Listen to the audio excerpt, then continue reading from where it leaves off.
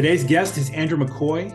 He is the account executive over Federal Scientific at Zivaro, and I'm looking forward to hearing a little bit more about what they are. And Andrew and I have gotten to know each other over the years. We both volunteered with ACT-IAC, especially interacted around that kind of confluence of emerging tech and workforce management. Lots of great conversations we've had over the years. And so I've gotten to know Andrew pretty well. Thank you for joining me on the podcast. Happy to be here, and I appreciate the invitation for sure.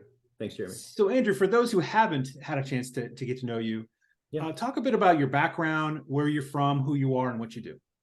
Okay, great. No, appreciate that. Happy to be here. So yeah, Andrew McCoy, I guess background, grew up in North Carolina, small town, 45 minutes north of Charlotte, kind of the middle of the state. Was kind of from a small town, really wanted to go to the big school experience for college. So went to the University of North Carolina as a Tar Heel, and then spent 4 years there. Moved to Florida for I guess 6-9 months after college, and then eventually moved to DC. Started my career and kind of been in the federal contracting space the last 15, 16 years, I guess. So I've been doing that now. So when you went to UNC, a big school, right? I have friends of mine who are Tower Hills through and through. Yeah. Good people. What did you go to study?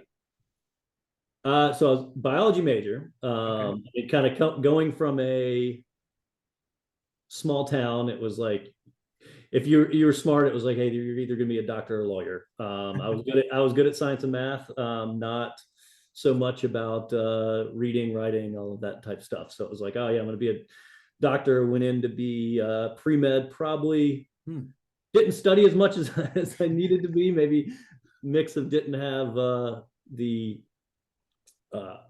training that I did, but also, realized pretty quick I didn't want to go to school for the rest of my life. Like I guess I had an older sister that was a young professional and seemed like a pretty cool gig. So stayed with biology, finished my biology major, and then minored within history, but knew, hey, I had worked a bunch of retail jobs, had worked, always been around kind of people, and I guess you could say I'm a people person. So knew, hey, I wanted to get in something that was, hey, interactive and working with people for my career. So yeah. Interesting. So biology major. What brought you to Florida? So good question. Kind of unique story. So I was a Boy Scout and am an Eagle Scout, and when in high school, I think it was between freshman and sophomore year, I was fortunate enough to go to there's 3 higher adventure bases that they have: Philmont in New Mexico, Northern Tier in Minnesota, and then Florida Sea Base in the Florida Keys. So my troop, we did go camping and stuff, but the thought of spending a week on a sailboat in the Keys was a little better than a week canoeing in Minnesota or a week backpacking in New Mexico. So we went there, and then I had a couple older buddies in college that I know had worked at Philmont and done other things, and it was a great experience. You don't make a ton of money, but you don't really have any expenses. Your room and board, your meals are paid for. And I was like, what job better than to get paid to work in the Keys? I, of course, applied to get one of the mate jobs on the boat, didn't get that, but went and worked the camp for a summer, moved on to the boat by the end of that summer, and then went back the 3 summers of college, and then had enough time. And another buddy in college that also worked on boats in the summer, and we both sat for our captain's license, got my captain's license, and then went back as a secondary captain, first mate on the boats down there, and did that for about 6 months after graduation, I guess you could say. So it was definitely a non-traditional path, but my parents were very supportive. They're like, hey, you're 22 and you have this experience in front of you to do it. Get it out of the way. And I think I was probably, the 6 months was amazing, but I was ready to kind of use my degree and do the normal career thing. Wanted to use my degree for something, and kind of knew DC was probably too much of a Southerner for New York at the time. It was really and wanted to get out of North Carolina. And my sister lived in DC, and there's a lot of people from North Carolina come here. So that was pretty much the place I was moving once I got out of Florida, I guess you could say. Yeah. So then how did that move go? Did you just, call up your sister and say, hey, how did you find a place to live? Right. How did you get into the area? Yeah. So, knew I wanted to do it. So, applied for various jobs, like lived at home for a little bit. But then when I would have a week of interviews, and that was through talking to sisters' friends and kind of working my network and applying. I think I came up for a week after like phone screens and scheduled a couple of in-person interviews. Lived on her couch, had my one suit I wore to 3 different interviews, and sure enough got one. And I think I turned around and came back within 2 weeks. So yeah, that was I think I spent December and January interviewing, and then I think started a job early that next February. So and what just out of curiosity, because your degree was in biology. Yep. And then of course you did the Boy Scout thing, sailing for a bit. Yep. What was that first job? So no, great. I got a job as I worked for a recruiting company. So started as a recruiter. One of my sister's friends worked for the organization, knew she was successful. Sister said she made pretty good money and liked what she did, and interviewed with them. And so started as a recruiter, and then moved into account management, sales about 9 months after that. And then a year or two later, really went into the federal contracting space and actually helped that organization kind of grow and formalize their federal contracting business development space. So it was like me and counterparts that were in your Denver, Colorado area, or San Diego or LA, where there's a lot of defense or government contracting, that were kind of the regional experts that would grow their territory and also develop and teach people how to speak acronyms and RFP, RFQ, RFXs, and all of that type of stuff. So that was a good experience. Spent 2 weeks shy of 10 years doing that. Wow. So what brought you to Zivaro? So good question. I left Aerotech, the organization I worked for, through referral, got introduced to Learning Tree, which was kind of I spent 3.5 years there. But knew when I was at the Aerotech, I was more in mission engineering and stuff like that. So like helped government contractors that were building radar sonars have the resources they need, got into some overseas international deployment type contracts and stuff like that.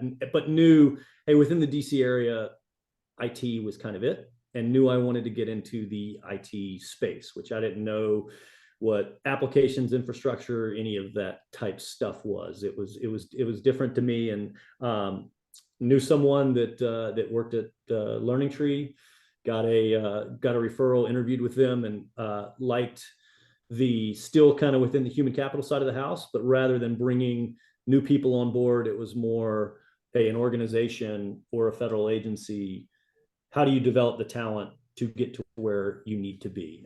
So like that. And also with Aerotech, we were more subcontracting, not prime, and working more directly with the government, and that prime interactions and stuff were the two things that I wanted. And then got the Zivaro job, or got introduced to them through my network as well. I guess that's kind of the theme within my career, and I didn't even think about it really until this. But one of the instructors knew the CEO of the organization, had a conversation.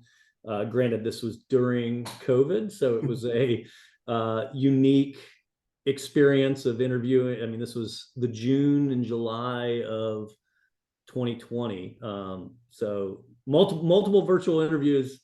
I think I was 9 months in the role at Zivaro before I actually like shook my boss's hand, which looking back at it is crazy. But I mean, thankful for these collaboration technologies where it didn't seem like that crazy, but like looking back on it, that's crazy. And I don't think that'll ever happen again. And it just happened. But like it was natural. So that's it. I don't know if that answered the question. Yeah, no, went backward, but that's kind of what brought me there. Oh, that's awesome. Yeah, I like that. Right. We talk all the time about building our networks, the people we know in our networks, and you're illustrating that point of why it's important from a career development perspective. You never know who you'll be introduced to that will end up being your next job. Yep, absolutely. Yeah, you never know, and never know who can introduce you to somebody else and who their networks are. I mean, sometimes it's that direct network, and sometimes it's the indirect of, hey, maybe you should talk to this person and see. Yeah, that's it. So. Even within the government space where I work, as a federal employee, where I can't get hired just because I know somebody, right? But knowing those people, and this can work for others as well. You reach out to people who work at that company and say, "Hey, what can you tell me about this position?" And the boss who's going to interview me, right? Yeah. Get all the intel you can before you have that interview. The good, bad, and the ugly. And I mean, Right. sometimes those conversations are like, hey, maybe that's not an opportunity I want to look at. Sometimes it is. And hey, you don't necessarily know. But it humanizes the process, I guess you could say. Awesome. Yeah. So as you've gone through your career, and it's been very interesting and varied, and I'm still amazed that you started as a biology major, and you're doing accounting executive work, which I think that's fantastic, right? I am a big fan of not de-emphasizing college, but certainly realizing that the things we learn from college don't always map to unless they're truly scientific. They don't really map to a lot of the work we do in our space, right? Mm-hmm. Even myself, I got a computer science degree. None of the stuff I learned, I directly did, right? But it helps inform and educate you more broadly. What's something you've seen as you've gone through your career that if we were to come to you and say, Andrew, you get to make a change for the better, what's something you've witnessed that you think we could do better? Wow. What we could do better. One for sure, and I laugh, is just buzzword bingo. Within the space of it's a zero trust or blockchain or like whatever it is, like the new fad is not the right word, but the new shiny object. Everybody says they do it, but it's not. It's like hard to actually drill down, or what do they do? Like the differentiation within technology of just the many type of cybersecurity organizations and what they do. They all do zero trust, but there's different aspects to it. And I know you can't always do that on the quick elevator pitch or even a website and stuff like that. But like even as the reseller side of the house of like finding out, hey, what are the differences and what are those swim lanes within cyber or within cloud or whatever else? That's not dumbing it down, but like making it more relevant, really. Like you said, these words are so big, right? Zero trust is an extremely huge concept. Yeah. That needs to be broken down into very specific sub-elements for people to understand what it is they're trying to bid on. Yes. Completely. What are they trying to bid on, and like simply explaining that, and then the differentiation rather than buzzwords and that type of stuff. I think that's something that just leaves a lot of gray area that's out there. I would say that would be maybe. That's a biggie, right? I mean, I'm in the government, right? And I also was a vendor before. I worked for vendors before that, and a lot of failures on projects that are initiated through contracts are this disconnect in the definition of what something is, or a poorly defined goal, because we use these buzzwords all the time. Correct.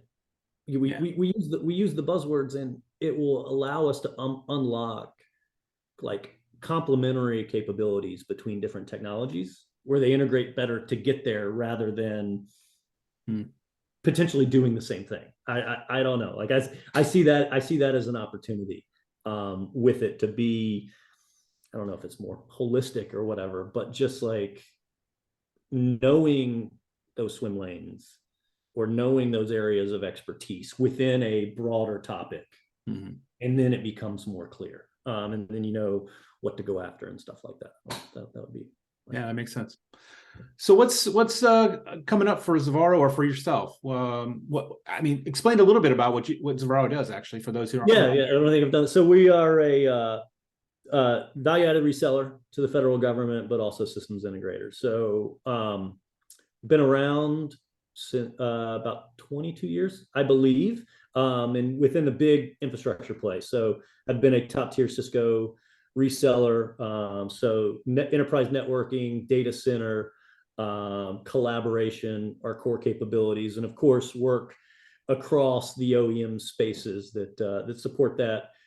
Grew a cloud capability, business analytics within Splunk and other technologies and stuff like that. But I guess 3 to 5 years ago, expanded into more of the mission engineering support, your long-term consultants, FTEs on site, like running mission areas. And so actually when I was kind of hired within the organization, I didn't come from the reseller side of the house. I didn't come from the IT side of the house, as we've talked about my experience. It like didn't know the OEMs and didn't know what they did, but it was more of, hey, working within the services side of the house, because I have more of the services background, and kind of, hey, understanding those mission areas and where we can potentially bring value to that as well. Because we headquartered out of Denver, do a lot of work in Air Force, Space Force, DoD. So, but I mean, my role is more growing Fed civilian, but kind of in mission adjacent areas. Like, I mean, NOAA, NASA, Department of Energy, NSF is really where I focus within Fed Scientific. So I can say I use my biology. I'm not usually my biology major, but like, hey, understand that from mission areas. Because I mean, I think I took a oceanography class. So kind of, I'm excited to be supporting NOAA with that, or at least, hey, the whole research national lab part of it, kind of, I understand that level of thinking, which is great. But yeah, continuing to bring value, hey, to our organizations, if that's straight as a reseller, helping with integration, like we call it your professional service piece, or the long-term consulting and helping them on more of the mission side of the house with it. That's really where I'm working, and I think where we're going as an organization too. So. All right. Well, Andrew, I want to thank you so much for coming on the podcast. It's always great to hear a little bit more about somebody's history. When we go to networking events, we're just talking about business, right? And this is getting to know you a little bit more and your background. And thank you so much for sharing about your journey. No, thanks for inviting me. I mean, it's been a pleasure. I'm sorry it took a little bit with I think kids had COVID, and then work travel delays. It was difficult doing this, but I mean, I was honored you asked and was happy to do it. And sorry it took so long for us to have this conversation, but for sure.